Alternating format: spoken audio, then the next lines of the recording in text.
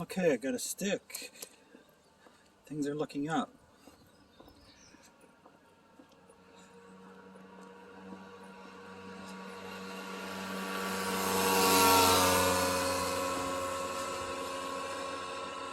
Came out this morning and my battery was dead.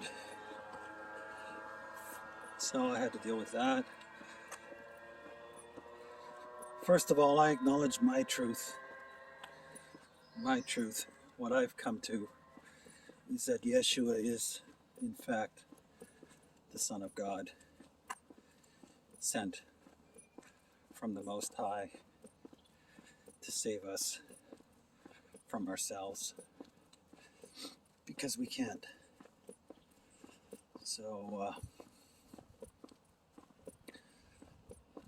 and I'm grateful. This is a new day, completely new day for me. So, it's amazing, just my upbringing, and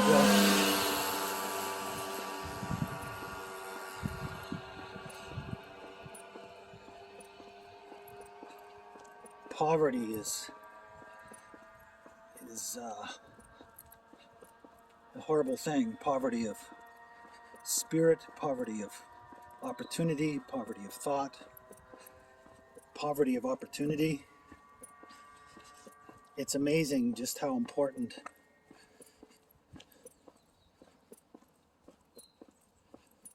affluence is. Whether you inherit it or earn it, fall into it, the affluence of opportunity determines the quality of a life, really. When it's there, it's there. When it's not. And yet, I've learned that whatever you have or don't have, it's all one. You have to receive it as a gift. I'm learning.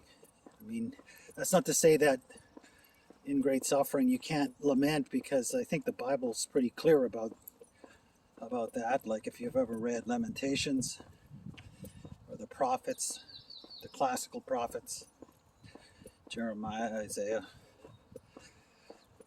their books are books of lamentation.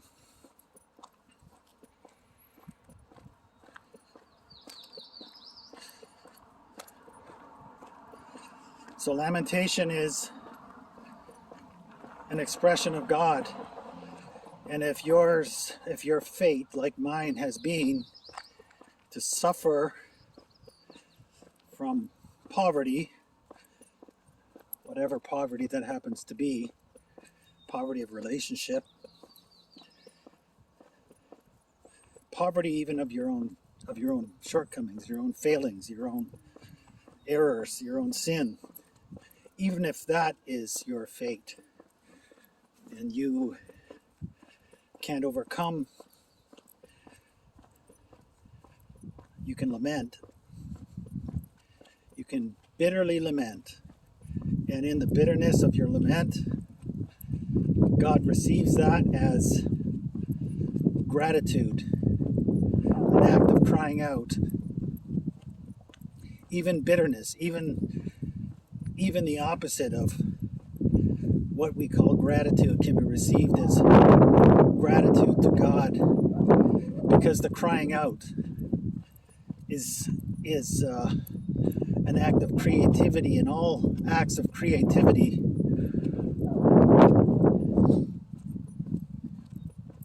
are acts of gratitude. So my life, I was born into poverty of opportunity, poverty of relationship, poverty of knowledge, poverty of spirit. And I was so terrified growing up that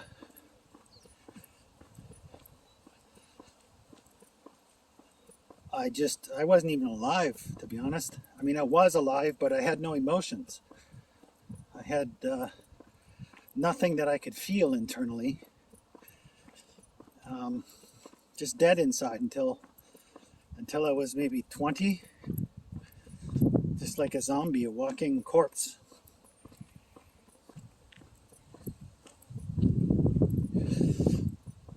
My parents probably, I don't know anything about my parents because that generation had this idea or belief or system where they thought that children weren't allowed to ask. Children weren't allowed to ask anything. So any question was insolent, was considered verboten, and because of that, I went silent. Now my generation is different, and the following generations, I'm not sure. Hey, so my generation is a generation. I'm just on the cusp of Gen X, between the Boomers and Gen X. So I guess people my age have the option of either one attitude or the other. Well, for me, it was openness, inquiry, question, because I think the true faith is honest question, right? Who am I? Who is God? Who are you?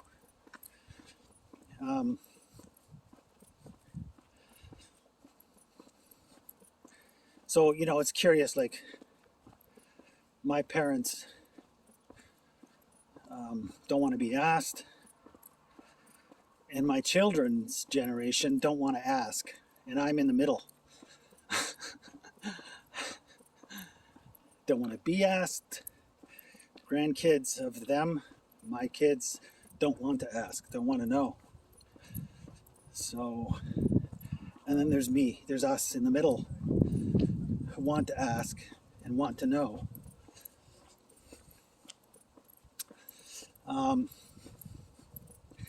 So I think when I was like 13, 14, my parents converted from Catholicism. I mean, I'm fully catechized, a Catholic, all the sacraments, but I didn't know a thing about faith, the Mother Church, nothing. It was just, I don't know what it was, but it didn't go into me as far as I could tell. And I remember, coming down one day, this was close to my parents converting to evangelical Protestantism.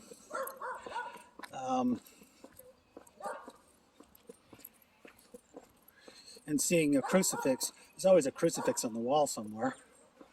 Seeing a crucifix on the wall, and this is how ignorant I was of Yeshua. Looking at the crucifix and thinking, I wonder what that guy did to get himself into a situation like that. Anyway, shortly thereafter, my parents converted to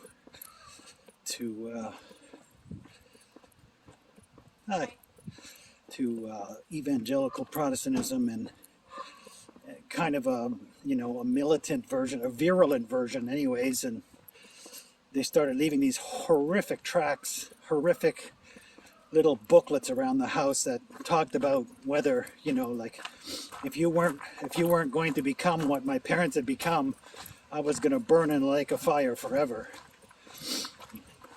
This was a really horrible thing because, suddenly I'd never seen a Bible before. Suddenly there were Bibles available to me, and I was reading them. I was, not that my parents knew, because I wanted my own faith. I was at that age where, I was coming awake. But my parents would have none of that. They were very controlling people, both as drunk Irish Catholics. Well, they weren't Irish. My mom was raised Irish. She was adopted. We later found out that she was German Jewish, but adopted out. That's a long story. Adopted out to a Catholic Irish family, horrible alcoholic family, and then my parents both were alcoholics and alcoholic Catholics. And anyway, so I remember the first time I got my hands on a Bible, reading the New Testament. This is how ignorant I didn't even know what I was reading. But when I first encountered the Gospels, first read about Christ, I was experiencing this. Now I understand it was the power of God, the wind of God, blowing through my very soul. I was having these, every time I would read it, I was having these orgasms in my chest. Literal orgasms. It felt like my chest was expanding. My heart was orgasming. And this happened for a long time. Actually, it happened, and you know what? When it stopped was when, those tracks, I started thinking, this is what my parents, right? So there was this horrible conflict between the way that I needed to approach God and the way that my parents were wanting to control the way that I approached God. Anyways, eventually those tracks put so much fear in me that I capitulated to my parents and became a part of their system, evangelical Protestantism, which gave me a social outlet, but it destroyed the relationship that I was developing with God. I think I was closer to God as I was, and it would have been an entirely different path if I had have been left to myself. Anyway, what did happen was, I went from one set of secular controls to another set of religious controls, and my relationship with God was badly damaged. And I went offline again until I parted ways with my parents as a young man. And the worst part about it was that I got from my parents, got the message that, I couldn't have relationships with girls. And of course, a great part of my makeup, my art, everything is involved with that I've known since I've been a young boy. In fact, the first vision that I had of Christ was him promising me this relationship, sacred expression of love between a man and a woman. Little did I know that was the defining moment that would define my spiritual search. Boy, so much to tell. I gotta keep these. Anyway, the poverty of it all, the poverty of the ignorance of it all, just all these snippets of information, all these snippets of sacredness flooding me, sacredness, profanity, violence, ignorance, parental, generational curses, etc. Just all this mixture created this toxic stew that other than those few moments that I had with the Bible in the privacy of my own of my own home, my own room, conspired against me and took me out right offline. Couldn't maintain relationships with. I couldn't pursue. I've just been compelled to pursue a relationship with find my beloved since I've been a young boy, and that went offline, and needless to say, that ended in great disaster, horrible disaster, which I'm still actually recovering from. Now I'm 57, and I've gone from, in my search, I've gone from ruin to ruin to ruin. My relationships have been so compromised, and the growth rate has been slow, but it doesn't matter, because it doesn't matter how or when you collect yourself and begin to walk the redemptive path. What matters is that you do it, and all that has been ruin, all that is ruin in me, will be converted by God's promises into what was meant for evil will be used for good. What was done in ignorance will have an optimistic outcome. Now, whether that's in this life or the next, I know that my prayers will be answered, and my beloved is waiting for me, either to complete this tour here or to welcome me into everlasting life, where we will forever be rewarded for the struggle that we have engaged in to walk with Yeshua, not on anybody else's terms, but on his terms for us, as he made us in our individuality. Blessed be. Now, whatever your truth is, I welcome you as you are, who you are, as long as you come in the spirit of truth. We are kin, and we must now seek to search each other out, come out of our hiding places, and